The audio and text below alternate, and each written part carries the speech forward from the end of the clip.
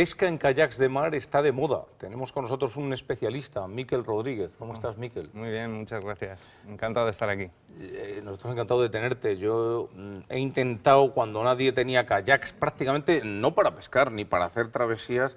Yo tenía alguno e intenté pescar en el norte y mar duro, el Cantábrico. No es fácil. ¿No? Es muy complicado, es muy complicado. Hay que entenderlo muy bien y tener las cosas claras de qué es lo que se puede hacer y qué no. Bueno, habéis diseñado uno específico y estáis muy contentos con él, ¿no? Con el resultado que da para pescar precisamente en el Cantábrico. Sí, la idea desde un principio siempre fue orientarla hacia el Cantábrico.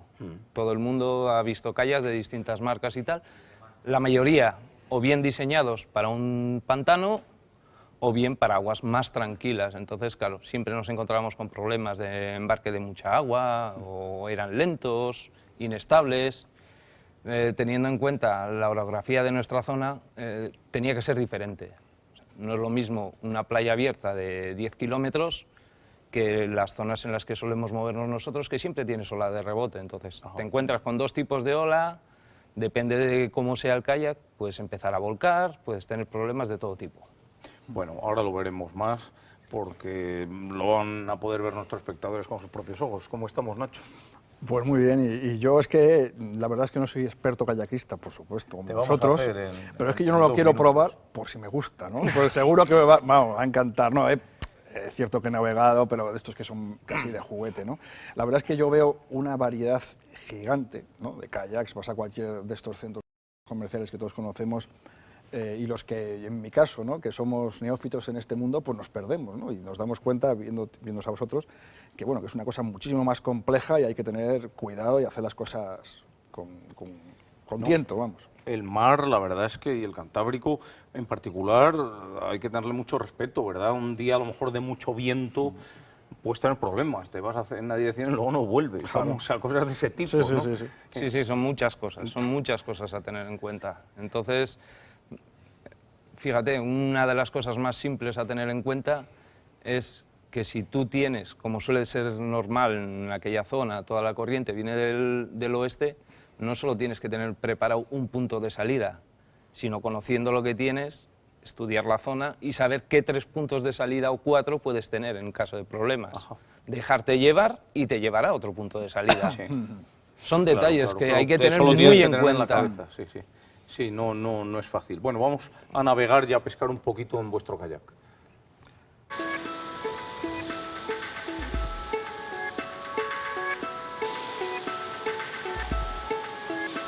El mar Cantábrico no se deja domar fácilmente. Aguas bravas que no aceptan a pescadores inexpertos.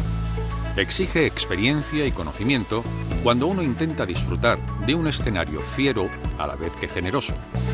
Más aún cuando la pesca se realiza embarcando en un kayak sin más defensa que los remos y la prudencia como aliada. Este es el caso de los pescadores vascos Miquel y Juanra.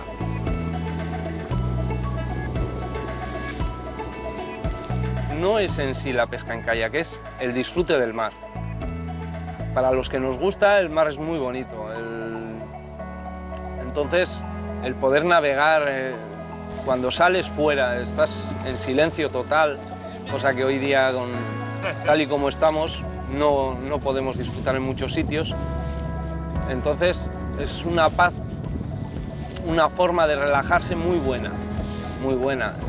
Aparte de eso, tienes la posibilidad de hacer un ejercicio muy bonito, pues la navegación en kayak, pero principalmente por eso, me gusta el agua, me gusta hacer un deporte y tenía la posibilidad esa de navegar en el kayak. Esto sumado a que luego como pescador también me gusta pescar, puedo combinar las dos cosas.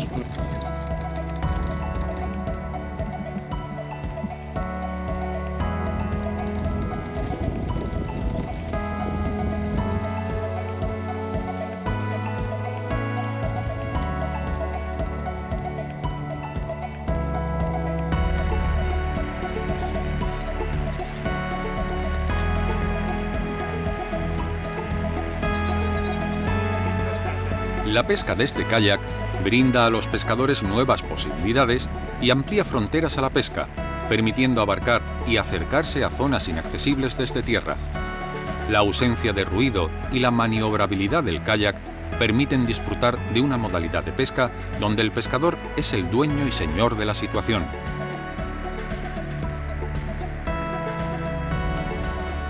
Vamos a llegar a aquellas zonas de que no puede llegar nadie desde costa. En una zona de 10 metros de profundidad ya nos estamos hablando de que nos hemos alejado entre 300 y 500 metros de la orilla. Luego entonces, con una caña de spinning no vas a llegar nunca. Nuestro objetivo es llegar donde ellos no llegan, en función de lo que se va viendo, porque siempre cuando va despuntando el día va cambiando, el pescado se va metiendo en zonas más oscuras, vamos a ir aumentando la profundidad. Por eso siempre es muy necesario la utilización de ecosondas. Cuando estás pescando desde costa, la forma en que rompe una ola o dónde rompe nos da idea de lo que hay. Cuando vas en unas zonas con tanta profundidad no tienes ninguna marca que te vaya a señalar.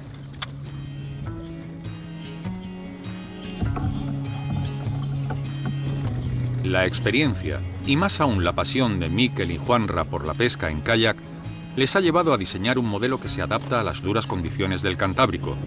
Las peculiaridades de este mar obligaron a los pescadores a pensar en un kayak que no se amedrentase ante los embates de las olas.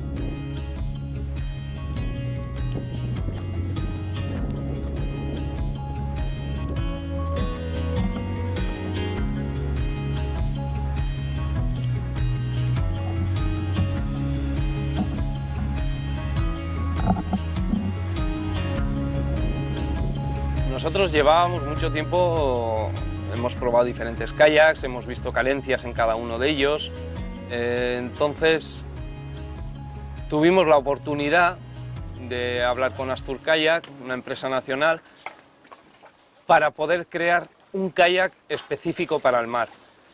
¿A qué nos referimos con específico para el mar? A que no estamos en un mar que sea calmo como puede ser el Mediterráneo, entonces aquí tenemos oleajes potentes. Y claro, si no, no podríamos salir nunca. Nosotros no concebimos la idea de estar continuamente embarcando agua. Entonces necesitamos un kayak que pueda responder a esa necesidad. Luego también es la necesidad también de velocidad. Es decir, si un kayak es muy ancho, utilizamos muchísima potencia para poder desplazarnos. Al utilizar más potencia nos cansamos antes.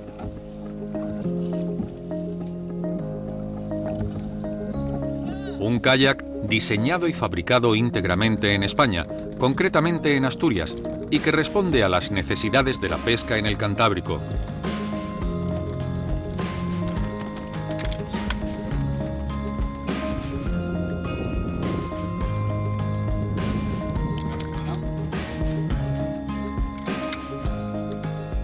Dependiendo de para qué especie vamos a tentar, necesitamos una velocidad u otra.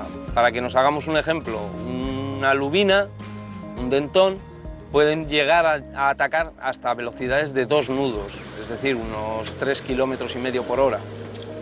Pero luego ya cuando estamos hablando ya de túnidos, como es la sierra, como es la caballa, como es el jurel o chicharro, estamos hablando ya de velocidades más altas. Son depredadores que les gusta mucho la velocidad, les gusta perseguir. Entonces necesitábamos velocidad también.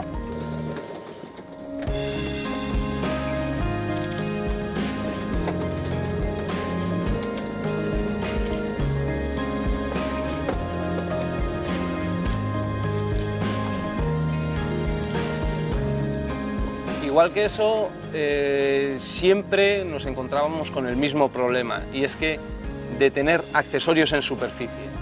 El tema de accesorios en superficie es problemático porque puedes enganchar las líneas, te puedes enganchar tú en un momento dado que tengas un problema, un vuelco, las cosas se pierden y siempre tiene su mantenimiento. Tenemos que tener en cuenta de que al kayak continuamente le está llegando agua, bien sea de la pala, bien sea de oleajes, entonces era minimizar todo aquello que vaya en superficie, minimizarlo, hasta el punto de que no tenga que haber nada.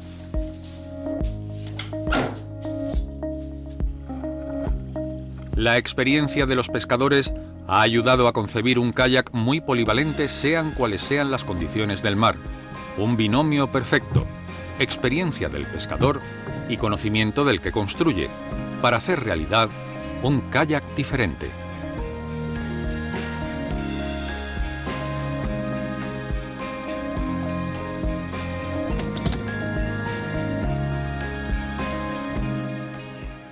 Miquel, eres de tierra adentro, de Guipúzcoa, pero tierra adentro, Sí. y te iniciaste en la pesca de agua dulce. ¿Cómo fue la transición? Yo creo que la transición es fácil para todos. Al final, el agua, sea dulce, sea salada, tira. Desde luego. Tira. De acuerdo completamente. Entonces, lo que pasa que, claro, en nuestra zona está más limitado, todos los ríos son trucheros, una especie muy bonita, muy luchadora, pero al final se limita a una especie. Cuando pasas al mar ves que hay mucho más, hay muchas más técnicas, muchas más posibilidades, entonces gusta. Y luego la sensación esa de poder estar escuchando el oleaje y demás, a mí la verdad me encanta. El Mediterráneo quizá también se piensa, y lo es seguramente, un mar, ojo con el Mediterráneo, que cuando se pone malo es a lo mejor casi peor que el Cantábrico, pero sí que se sale con kayaks desde hace más tiempo, incluso se pesca con kayaks en el Cantábrico. Está ya bastante de moda, sale mucha gente a pescar con kayak. Inicialmente el Mediterráneo es el que más boom ha tenido. Podemos decir que en el Mediterráneo tienes 300 días al año con la posibilidad de salir. Claro, sí que tiene su aquel, pero bueno.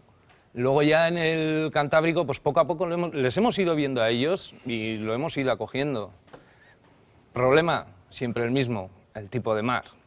No podemos salir en las mismas condiciones ni las mismas veces. Tampoco tenemos la posibilidad de capturar las mismas especies.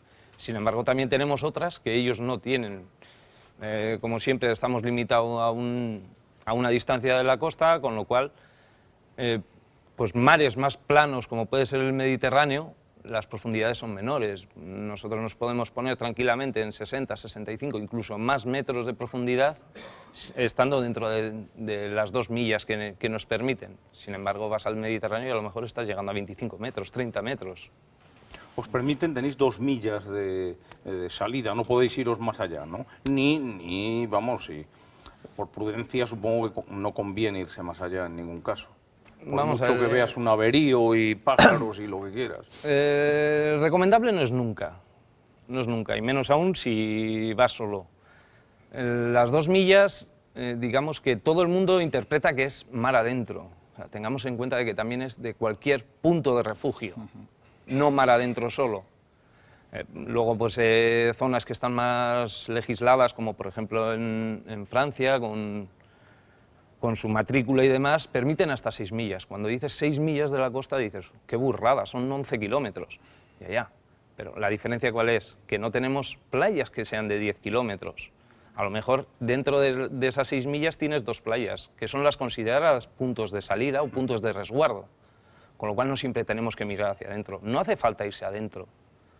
En un momento dado puedes tener el pescado justo al lado de la orilla. Al final es el desplazamiento en una u otra dirección, no es otra cosa.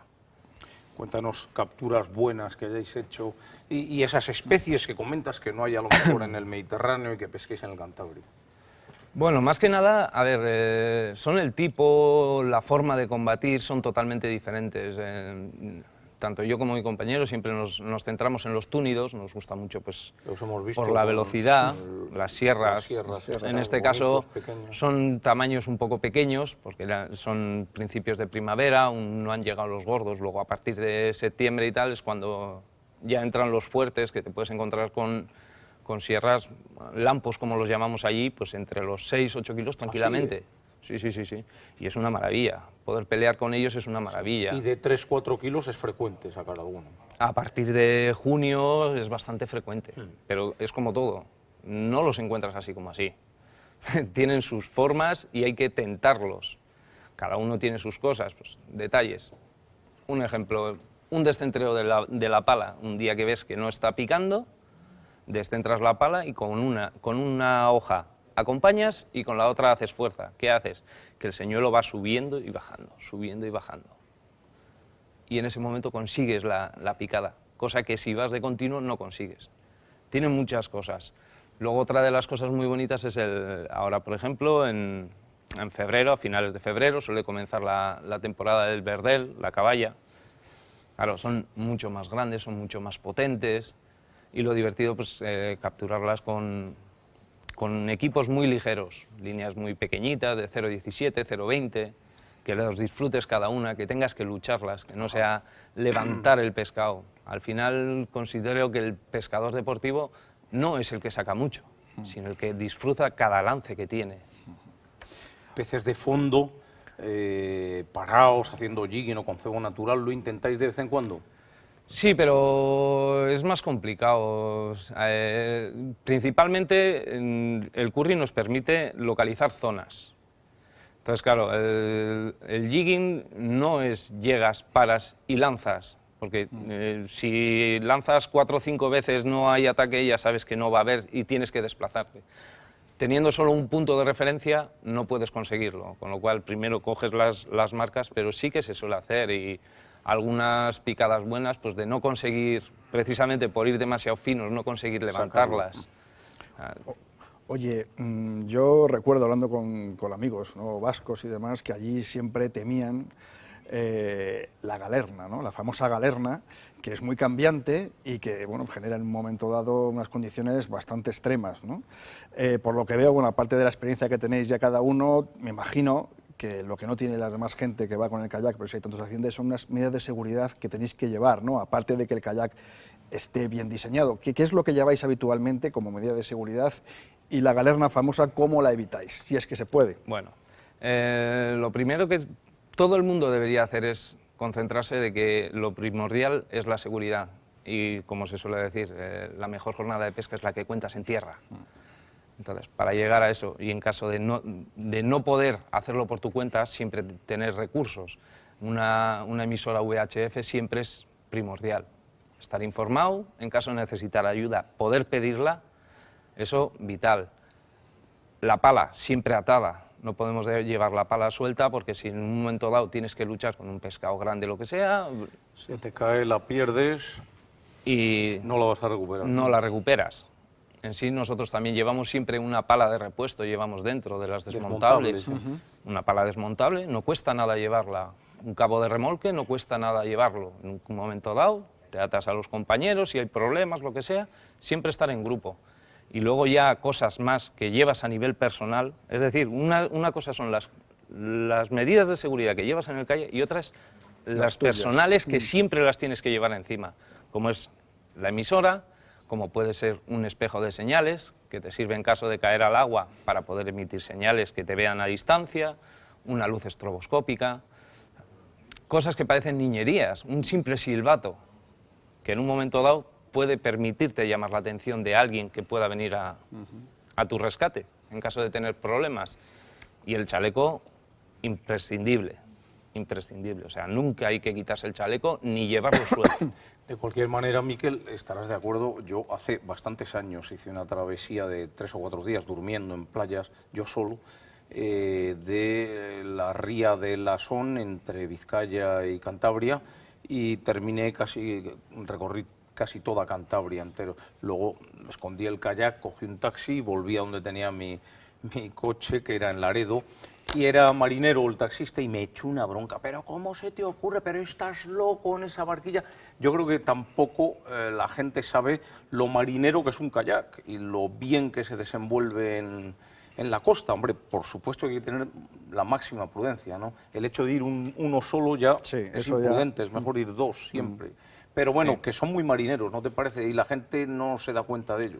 No se da cuenta de realmente lo que tiene, pero no solo que el kayak sea marinero, sino que luego, pues otra de las cosas que hemos nombrado hace un momento, que es el tema de las galernas, que son muy clásicas de la zona del Cantábrico. Mucha gente no sabe ni qué es, ni cómo hacer para detectarlo antes de que suceda. Entonces, cuando tenemos muchos días de calor y viene una borrasca de frente, cambia, enseguida se va a ver la marca, porque ves toda la marca nubosa, cómo está entrando. Esos vientos pueden llegar a alcanzar hasta los 100 km/h. Si tú llevas un kayak que no está adecuado a esa zona, es decir, un kayak con las amuras muy altas, muy planas, no vas a poder hacerle frente. De lateral te va a tumbar. De frente no puedes hacerle frente si estás muy levantado. Entonces, el kayak tiene que ser acorde a la zona en la que vas a trabajar. No hay uno que sea estándar para todo y hay que tener mucho cuidado con todo ese tipo de cosas. Bueno, un día nos vamos a ir contigo. De momento te vamos a dar este madroñito. Muy que bien, seguro muchas que, gracias. que en Guipúzcoa crece como un león. Lo pondremos allí. Muchas gracias, Miquel. A vosotros.